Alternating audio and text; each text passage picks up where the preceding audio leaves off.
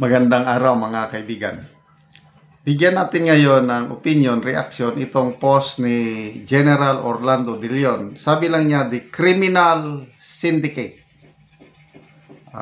Isiner ni General De Leon ang post ni Monching Lumantas. Title din niya is the Congressional Cartel. Ito yung sinasabi ni Mayor Magalong na syndicated criminal na ang nangyayaring corruption sa gobyerno ngayon. Syndicated. Okay.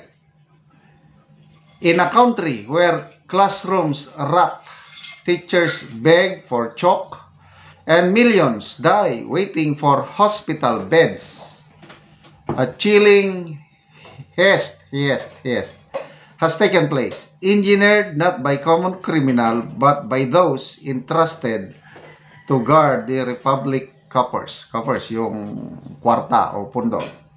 Meet! Ito, grabe ito.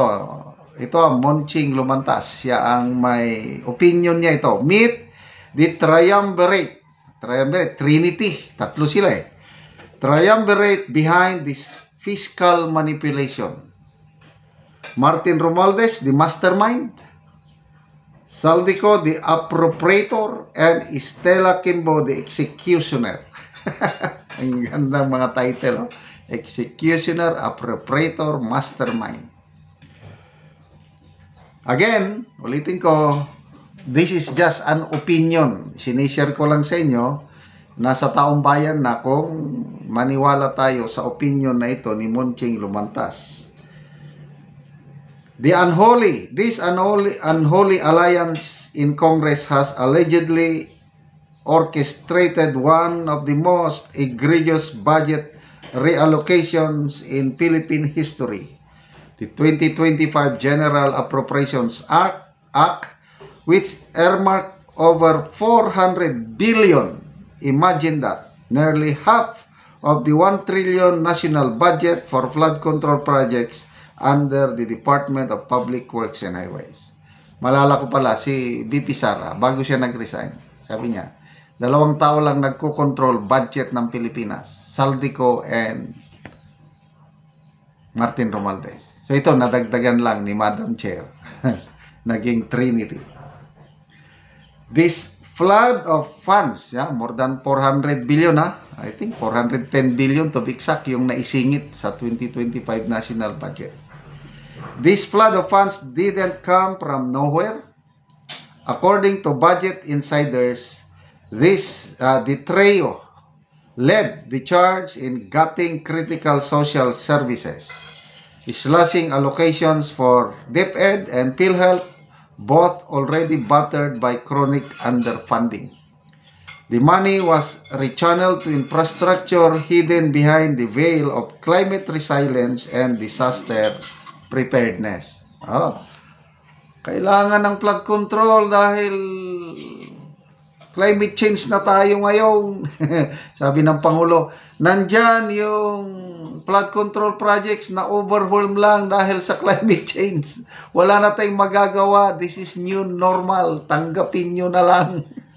Grabing pag-iisip ng isang the best nga Pangulo. Yeah.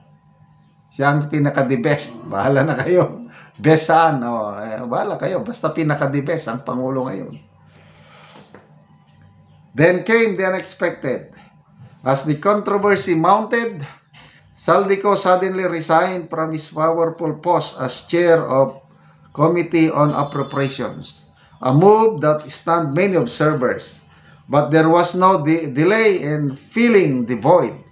He was swiftly replaced by Stella Kimbo, a former UP economist turned political operator who seamlessly took over the reins. The handover was too convenient to choreograph. Madam Chair, tinatanong, nasaan yung blank by cam? Wala siya, takbo-takbok siya. Ayaw niyang sagutin ang mga media. Later on, sumagot din siya. Hirap na hirap siya sa pag-explain. Who filled in the blanks? Wala, typographical error lang daw yun.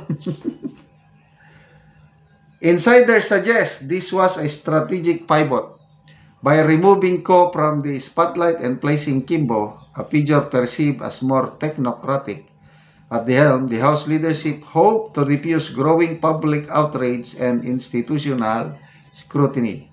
But make no mistake, the damage had already been done. Pasalamat tayo kay Congressman Ungab, dating PRRD, dating Pangulong Digong, and Attorney Vic Rodriguez. Silang nagsiwalat nito at nag-file ng kaso sa Supreme Court. But unfortunately, hanggang ngayon, walang resulta sa petition sa Supreme Court. Romualdez, Speaker of the House, allegedly used his position to push for the inclusion of priority infrastructure in the budget proposal, many of them in districts with no history of catastrophic flooding.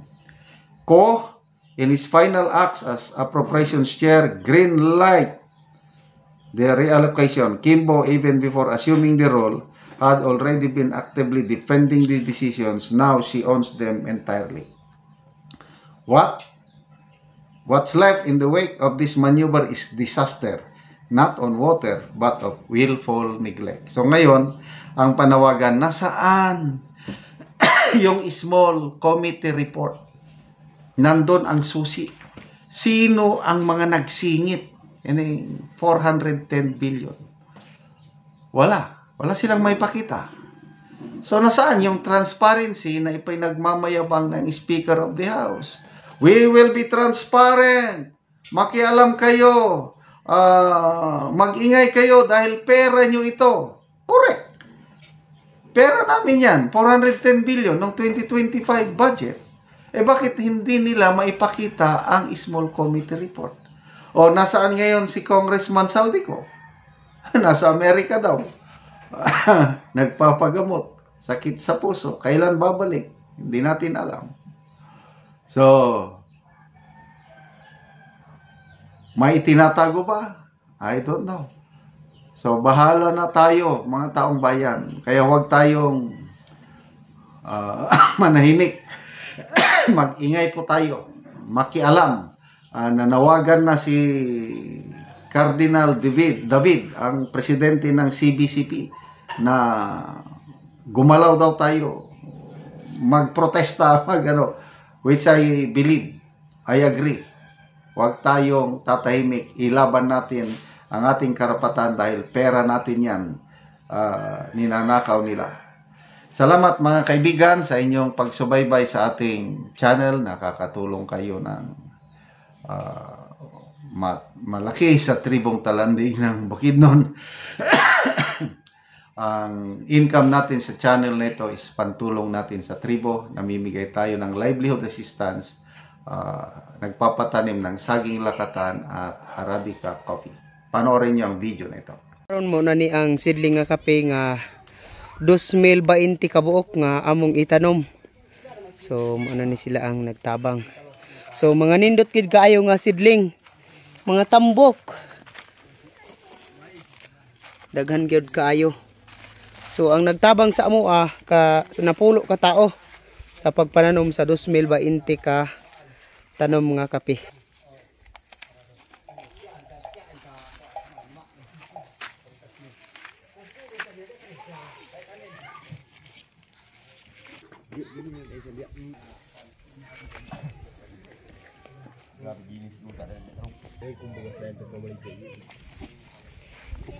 Kumpra yang pemain dia.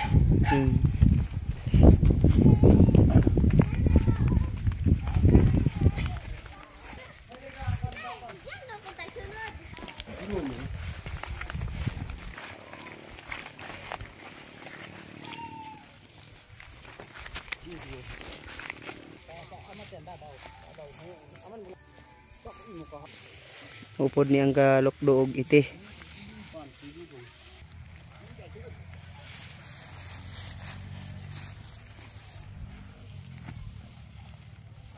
Og karon mao na ni ang tamnan sa 2,000 ka seedling nga kape. So luag yod. So mao na ni sila ang nagtabang sa amoa.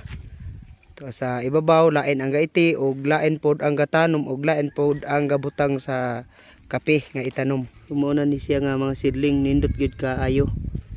Mga tambok. Mao na ni nga seedling ang napalit namo og tag 25 pesos ang kada usa. Mausad ni sila ang nagtanom sa kape.